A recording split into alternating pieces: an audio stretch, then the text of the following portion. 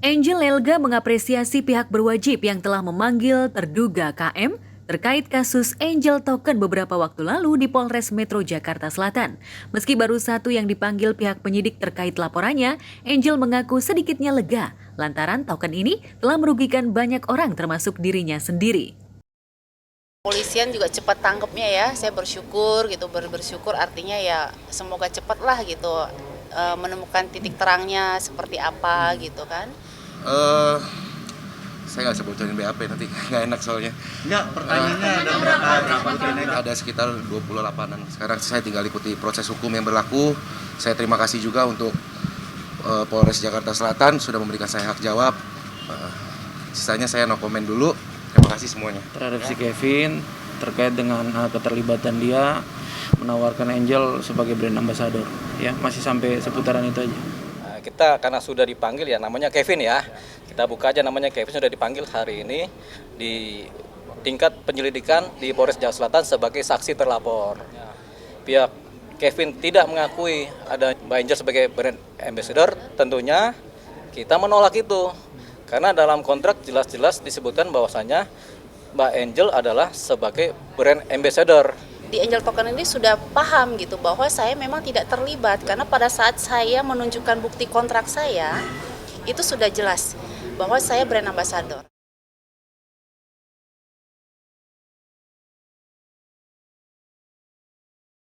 Angel yang sempat didapuk sebagai brand ambassador justru merasa dirugikan.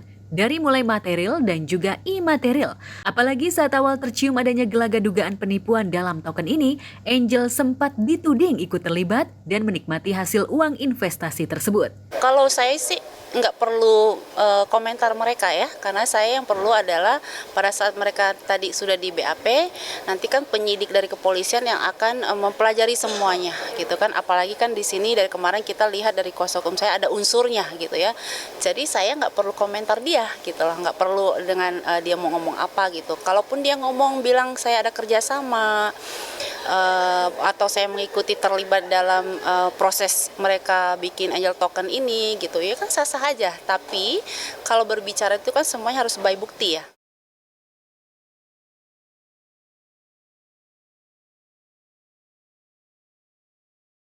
Angel pun berharap pihak berwajib juga segera memproses terduga tindak penipuan lainnya yang hingga kini masih berkeliaran di luar. Dan yang lebih penting lagi, Angel berharap jika para pelaku mengembalikan uang para investor. Ini bukanlah perjanjian perdata murni perdata karena ada di depannya unsur-unsur dugaan menipu, ada bujuk rayunya. Ada bujuk rayunya, ada iming-imingnya, ada juga tipu muslihat. Yang kita belum tahu kan salah satu dari terlapor mengakui sebagai istri dari aparat. Itu pertanyaan, apa benar seperti itu? Ya masih dalam investigasi ya, jadi kita masih dalam tahap lidik. Nanti kelanjutannya akan kita lihat bersama. Kalau benar dia mengaku sebagai istri aparat dan benar, berarti dia menyalahgunakan haknya sebagai istri aparat. Tapi kalau dia tidak benar adalah istri dari oknum aparat, berarti dia juga melakukan penistaan, kebohongan dan penistaan terhadap jabatan-jabatan negara.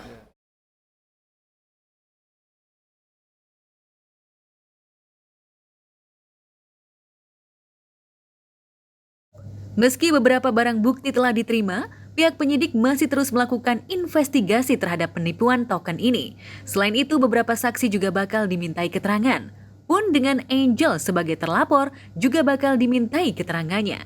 Belum kita detailkan karena saya belum terkonfirmasi dengan penyidik.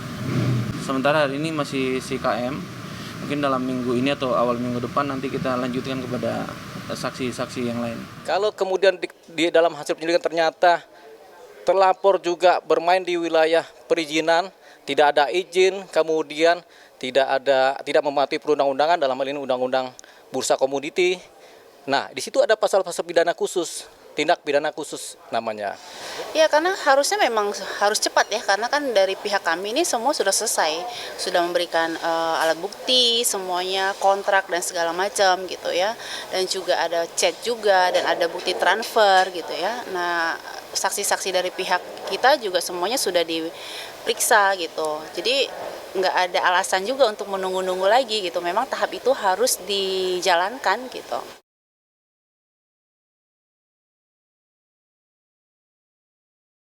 Dari kasus ini membuat nama Angel tercemar. Pasalnya, selain sebagai brand ambassador, ia juga menjadi salah satu investor di token tersebut. Ia berharap dipanggilnya para terduga penipuan berkedok token membuat namanya kembali bersih. Pertama, kerugian material, dan kedua, kerugian imaterial. Kerugian material adalah kerugian yang tampak, jelas, karena kita mengeluarkan sejumlah objek atau uang atau benda.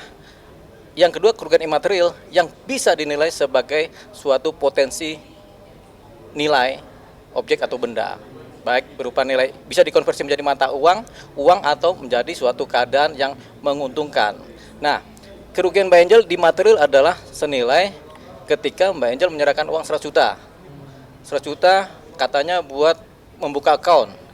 Pada kenyataannya account tidak pernah ada, wallet di kripto juga tidak pernah ada. Sehingga itu rugi secara fisik 100 juta. Yang kedua adalah rugi secara imaterial.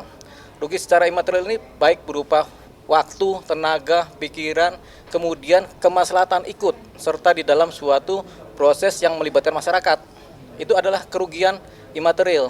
Dan itu bisa dikalkulasi dalam sejumlah nilai. Harga diri, nama baik, kredibilitas, itulah kerugian imaterial. Ya, nanti dalam pentahapan proses selanjutnya, karena ini masih tahapan pemeriksaan satu persatu dari saksi-saksi maupun alat bukti yang masih kita kumpulkan. Nanti dalam proses selanjutnya akan kita sampaikan.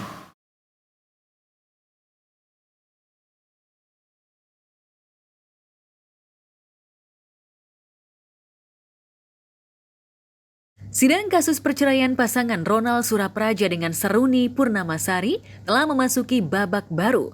Setelah sebelumnya masing-masing saling membantah ihwal dugaan orang ketiga hingga dugaan KDRT dalam rumah tangga.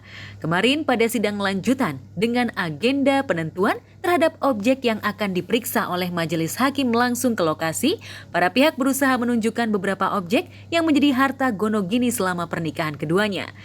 Salah satu objek yang rencananya akan diperiksa langsung pada sidang selanjutnya, yakni berupa aset rumah, tanah, hingga kendaraan. Menurut kuasa hukum Seruni, ada sekitar 1 rumah, 7 bidang tanah, 2 kendaraan roda 4, dan 2 kendaraan roda 2 yang sejatinya harus dibagi sebagai harta gonogini. Hari ini adalah pembacaan penetapan tentang objek harta gonogini apa saja yang kemudian akan dilakukan pemeriksaan setempat. Ya, tujuannya untuk memastikan ada tidak objeknya, kalau tanah itu batas-batasnya apa saja dan seterusnya. 1 tanah dan bangunan, yang itu rumah ditempati bersama dulunya. Kemudian 7 itu tanah, 7 bidang.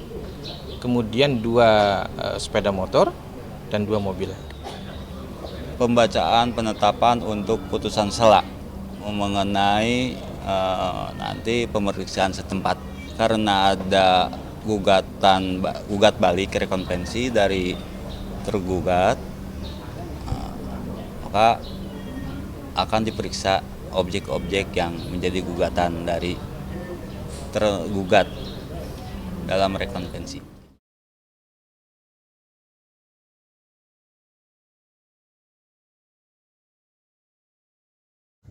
Ronald yang tak pernah menunjukkan dirinya di hadapan awak media, bahkan kemarin tak menghadiri sidang, memang sebelumnya hanya mengambil sikap diam dan tetap ingin perceraian ini segera selesai.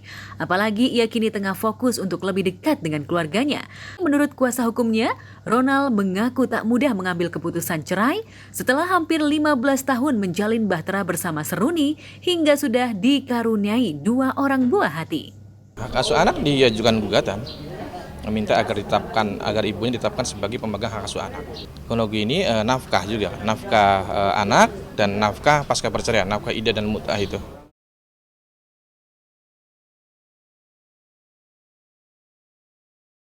Jika pihak Seruni Purnamasari ngotot agar semua aset selama pernikahannya dengan Ronald seluruhnya diperiksa majelis hakim sebagai bagian dari harta gonogini, hal itu wajar. Lantaran sebelumnya, Seruni menduga ada kejanggalan aliran data dari rekening milik Ronald yang mengalir ke pihak lain. salah satunya ke tempat panti pijat. Bahkan, sejak Seruni mulai memperkarakan soal rekening tak wajar itu, keduanya seringkali terlibat cekcok hingga memunculkan dugaan kekerasan verbal yang diduga kerap dilakukan Ronald. Nah, karena ini tanah itu tidak hanya di Jakarta Selatan, ada juga di Tangerang Selatan. Jadi dari 8 tanah, 1 itu di Jakarta Selatan, 7 itu di Tangerang Selatan. Sehingga yang 7 itu akan meminta bantuan Pengadilan Agama Tiga Raksa untuk memeriksa. Gitu. Sementara yang 1 yang ditempati Ronald itu ada di Jakarta Selatan dan itu akan diperiksa oleh Pengadilan Agama Jakarta Selatan. Ada di Pengadilan Tiga Raksa, sebagian yang banyak Tiga Raksa. Wilayah Pengadilan Agama Tiga Raksa. Mengapa ketentuannya ada di situ? Ada, harus begitu. Ketentuan memang hukum acaranya seperti itu. Jadi memastikan apakah memang yang digugat oleh termohon ini ada objeknya atau tidak.